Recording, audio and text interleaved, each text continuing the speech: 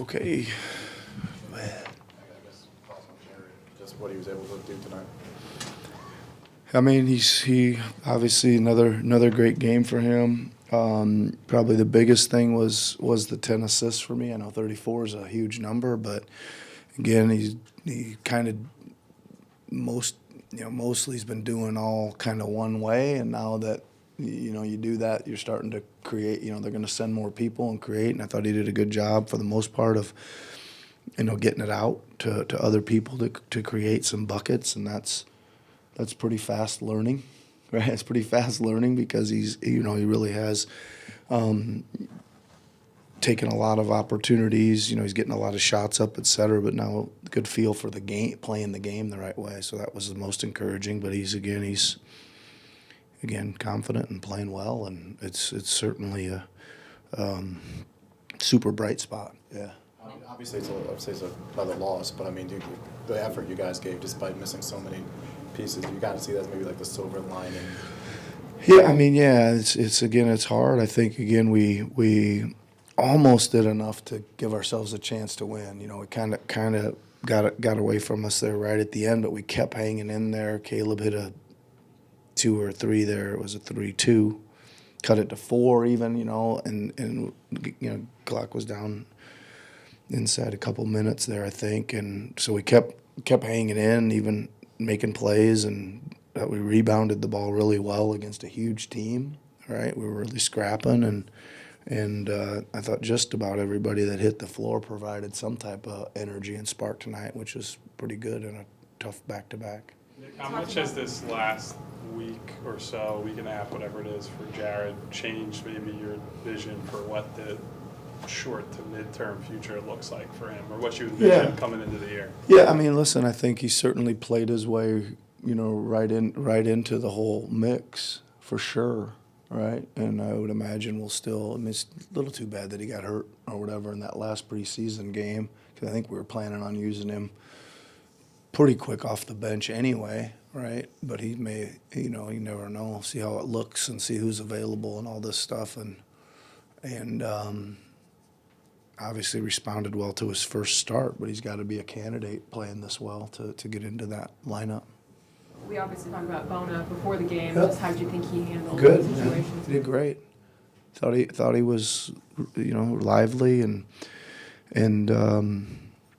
didn't look. He didn't really make many mistakes. Right. That's always a big first kind of starting point. Like don't do things that are going to hurt us.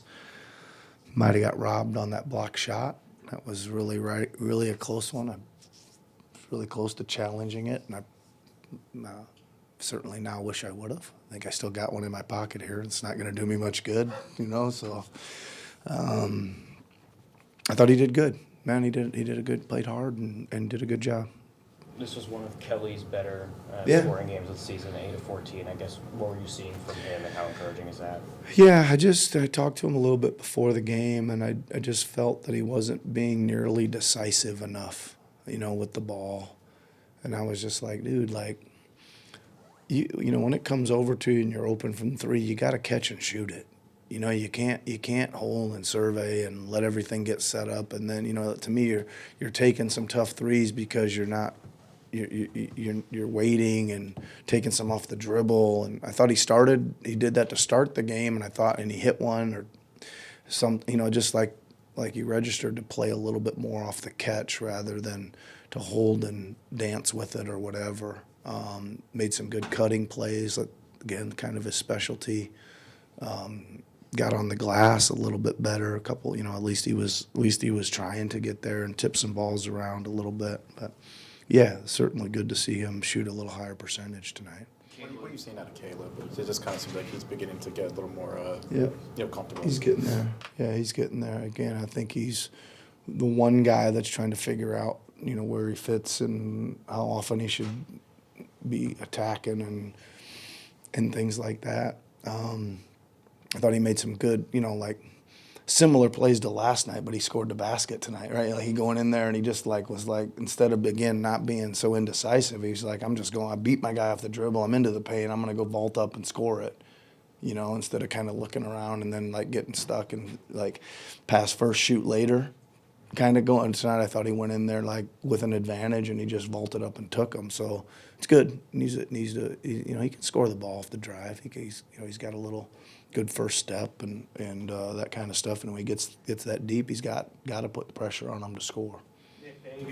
They put Jared through a number of different coverages on and off the ball. He kind of had an answer or an adjustment to each and every one of them. How advanced is that for like a young experience? Yeah, I mean, I think he just kept playing through it. He's probably seen some of that stuff in his career, right? Going through it. They even threw one possession of boxing one on him there once, which was, you know, pretty interesting, I was thinking, man, that's pretty high level respect for throwing that on a rookie, right? But he was, you know, he had it going, and again, I just think that he's creative enough with the ball. He's strong enough off the ball to get himself free.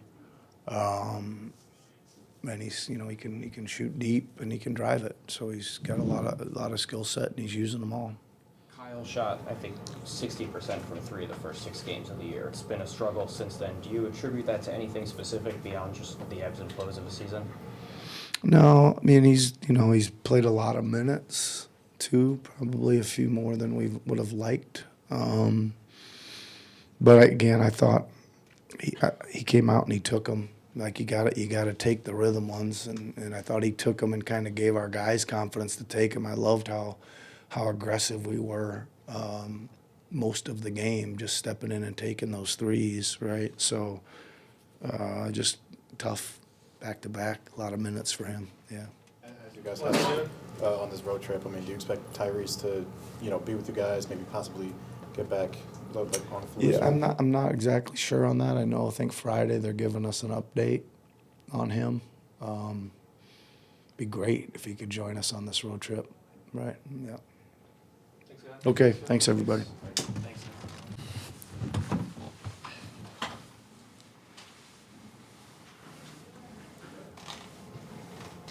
So Jared, it just seems like another game, another career night for you. I mean, it just seems like every game is something different. I mean, tonight, 34 points, 10 assists, 2 steals, all career highs for you. Just talk about that. Yeah. I mean, again, I just contribute to my work. I work so hard, so I feel like I need these games, and you know, I'm starting to learn more being a lead guard. I feel like in college it was more off ball, so definitely a learning process there. Cutting back on turnovers and just reading the game a little slower. But yeah, again, I feel like I'm finding my shot, whether it's the mid range, getting to the rim, and then obviously shooting the 3 right. So I'm just trying to continue what I can, and always continue to work hard. What was it like being back probably at the top of the scouting report in an NBA game rather than a college game? Because they gave you space, Yeah. and then they hard closed, Yeah. and then they trapped you at the end of the game. It was pretty cool. Like when you notice it and be like, wow, I'm in an NBA game, and they're definitely playing me. They're not helping off of me. It's pretty cool to notice that. And it's cool to like just hear Donovan Mitchell say something during the game. Like I can't say what he said, but just good stuff. And it's just cool people who I've admired for a long time to say stuff about me and speak positively about me. Those playmaking or that assist numbers, like when you talk about you're learning and things are slowing down, like what are you seeing on the floor now that maybe you didn't even see like a week ago or 2 Yeah, weeks I mean, ago? just like instead of reading like my defender, I'm reading like the backside defender, or not even reading the first help side. I'm reading the second on the backside, and seeing if the big is pulling over, seeing if the help is crashing down to the baseline person or is gonna lift up to the wing, and I can hit the wing when I'm driving baseline. So it's just certain things that are slowing down. Whenever I jump, I can even make a decision in the air, but that's gonna come with time. And yeah, just reading defenses. I think it's just gonna come with time, watching film on it. Based on crowd reaction, how much do you recognize that you're quickly becoming a fan favorite here? It's pretty nice when you hit a shot and they start cheering very loud. Especially even last night when Joel got into it and hyped up the crowd. Like it felt real, like a college game, like back in Cameron, even louder. So it was really cool to hear that. Even every time I score, it's just cool to see people cheer for me and support me. Jarrett and You and Evan Devin. kind of are an anomalous duo at the rim defensively. What is it like for you having to adjust in terms of like that driving angle, closing off real quickly like that? Yeah, that was definitely an adjustment early on in the game. It's just like they're elite. I mean, that's what they do. So it was tough getting to the rim early. So just finding the mid-range, I think that's where I'm going to be my bread and butter. Just getting a bump off, using my lower body. But yeah, just adjusting to each game. Some games there's less of a big presence, so I can get to the rim easier. But this game, obviously, got to get to the mid. You and Adam have sort of started your NBA journeys together, obviously. What did you think of him getting an opportunity tonight, and anything that you shared with him or kind of tidbits before? It's super cool just to be with him. I mean, we go to chapel together before every game, and it's just cool. We both share a love of God, and just talking about just taking any opportunity we can to get out there. And when he goes out there, he plays super hard, and that's all you want as a rookie. As anybody, that's what I do, and so it's cool to just go out there and play as hard as I can with somebody who you admire, who you take as a friend, family, and yeah. Jared, you've talked a lot about hard work being a core competency to how you've gotten where you are and how you progress. Can you talk to us a little bit about that hard work, from maybe not a physical aspect, but more of a mental aspect, a student of the game aspect? Yeah, for sure. Watching film, meditation, visualization, recovery, reading, it's all helps me become a better basketball player. I've started that since high school. I've been in love with the mental side, and I think that's helped me be as confident as I am, and confident and I can go out and do a social media, TikTok, and dance and still come out and play as well as I can. I think that just attributes to my mental side. I always am working on it and always trying to improve it. You're never going to be perfect with the mental side, but you always try to stay as confident as you can and always know that you're due for something. And every time I miss a shot, I'm like, I'm due now. I'm due for a make. While you're enjoying this ride and being in the NBA for the first time, at the same time you come from a winning program. So team-wise, it's not gotten off to the best start this season, 2-9.